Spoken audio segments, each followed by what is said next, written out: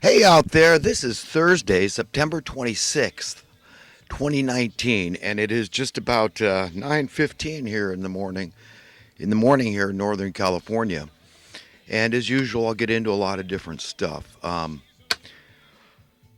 theme, no doubt, will still be focused on exposing tyranny because I really think a lot of people are lost in space or Babylon in this system, not even knowing how exactly they're being tyrannized, not being able to put their finger on it. And that's by design, that the people ruling over the plebs, the peons, the masses, want the people confused. They want the people ignorant. And they go to great lengths to make sure they're effective at their program, at their conditioning of dumbing us down and keeping us stupid and disempowered, discombobulated. You see, if you're confused or ignorant, you're really ineffectual in fighting these monsters, which, for all intents and purposes, they are. I mean, they may take a human form, but these are monsters. And I'm going to cut to the chase, and right now I'm going to name names, at least basically names. We're talking about the top politicians. We're talking about those in the highest realms of power in America, because America, if you go to understand what controls the rest of the world, you've got to understand the controllers of America, because America is the trendsetter. We're leading the way. We're the pioneers. Everyone around the world looks to America as an example, as a teacher, and because they all value American precepts and principles, the constitutional ones I'm talking of, and these rights that are granted by God, and that supersede no other laws of man. And so you can understand why the rest of the nations rally around America, because we are the most powerful nation in the world, and we are. It's no coincidence by default. We control we've got the world reserve currency. The Federal Reserve note is used all around the world. It's accepted. And you've got to really understand where Satan's throne is as a metaphor. Use Satan, an allegory, whatever, however you want to look at it. It's not a devil with horns, but it's a spirit thereof, of evil, of just control freak, money loving evil.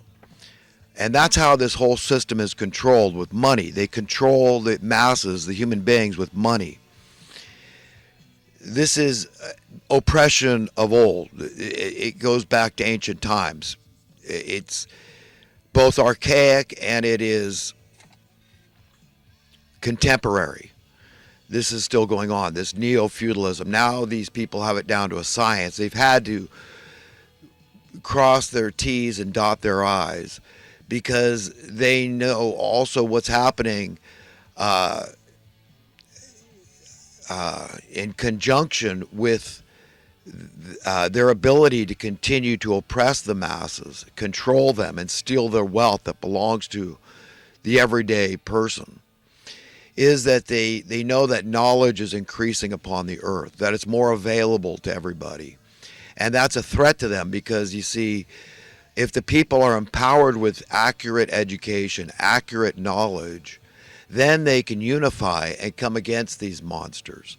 So to make a long story short, they're in the halls of the Senate, they're in the halls of the Congress, they're in the executive branch, and these people are beholden to their masters, who are the bankster, gangster, money printing class. You understand? This goes back to the Rothschilds and the robber barons of old. It's the same people that are in control of everything. So these are the true Satanists, whether they will admit it or not, whether they are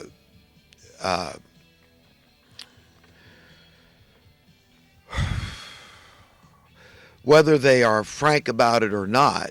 They know what's going on. They know that they are the evil ones, okay?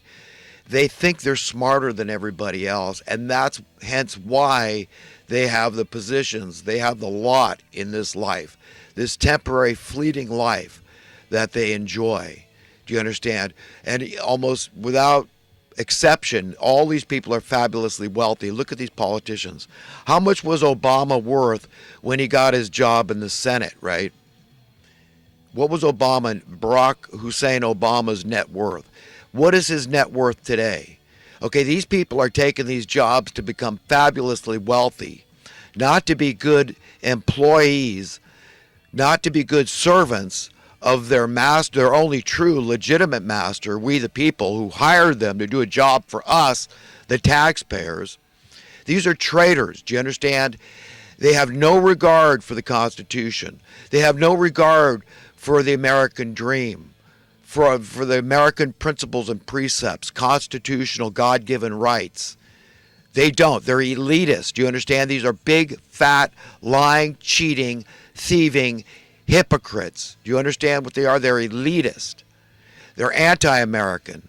Okay, if you call yourself an American, a true American is by default, automatically, an egalitarian. These people are elitist. That is the opposite end of the spectrum of egalitarianism, of Americanism. Do you understand? They don't believe in equality. They think they're better. They think they're more special. They think they're smarter. They're more endowed. They're more blessed. Whatever. Okay, they're sick, twisted puppies. Okay, and they need parenting. And that's what I'm trying to do. I'm trying to help, be that little drop in the bucket, that little voice in the wilderness, okay, outspoken I try to be, to impress upon people the dire straits the people are in. These people will stop at nothing. Do you understand? And this whole thing has legs. This economic tyranny we're facing. I just saw a report this morning on the local news, and I'll go through the exact figures later. I've got it in my notes. But you see, only about 1/4 of the counties, all the overall counties in America, the hundreds of counties in America, in all 50 states, can people still afford to be homeowners. The average person can't afford a median-priced home. Do you understand? We've lost the American dream. And these are the people that stole it. These senators and these Congress people and the presidents. These feckless pustules, excuses for presidents. And it looks like Trump might turn out to be another one. As much as there's a lot of people that hate him, yeah, I can understand it. I thought, oh my God, no, when I first heard Trump was running. To me, you know how I feel about real estate moguls. Look how I talk about Rich Dad. These people have wrecked up the joint badly. Okay, but at least I looked at all the establishmentarians that hated him because he was a wild card, and maybe he really was a godly man on the side of we the people, and he was going to do something radical, something monumental, something momentous, something tangible like JFK tried to do. He was going to pull a JFK maybe. Okay, and he was going to go for the jugular, the Federal Reserve. That's the juggernaut right there. Okay, that if you want to know where Satan's throne is, it's in the people that control the issuance of the currency, the manufacture, the printing out of thin air, the money. These are the people that debase your currency. They de-worth your currency. They dilute your currency, and they don't care, okay, because they take all they need to recompense them for what they do, for the damage they do. They take more of that diluted currency. They say, hey, I diluted it by 50%. Well, I'll take 200% more. So when you boil it all down, I've still got more of that concentrated currency. I can still buy more gold. I don't give a crap about the peons, the minions out there, the working class, poor stupid slobs. Who gives a crap about them? That's their attitude. They need to be parented. And if Trump's not fit to be a parent, then he should step the hell down. Okay? You got to do something radical, Trump. Your heels are being nipped at by a pack of wild freaking psycho hyenas. They call themselves liberals and socialists and Democrats. Even in your own party, you're all on the same page on the big issues. You've all done this damage, Democrats and Republicans, liberals and conservatives. socialists and capitalists have destroyed this country because they're all involved in this scheme, this scam. They've gotten people to believe that high housing costs are a good thing. What the hell is wrong with the American people?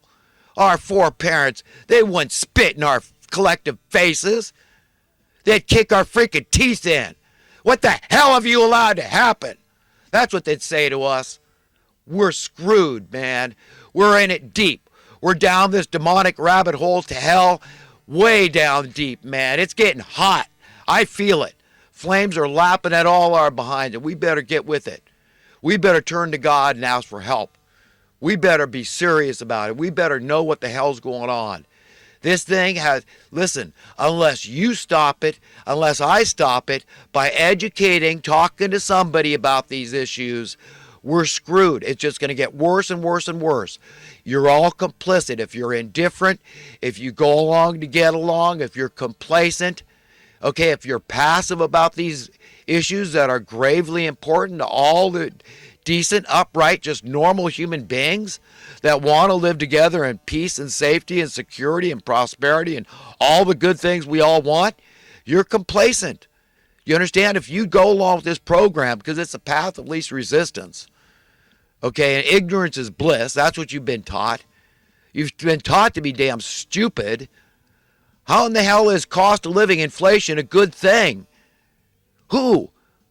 Do the average workers out there get commensurate pay increases? Absolutely not. Not only year after year, but decade after decade. The Labor Department has been remiss.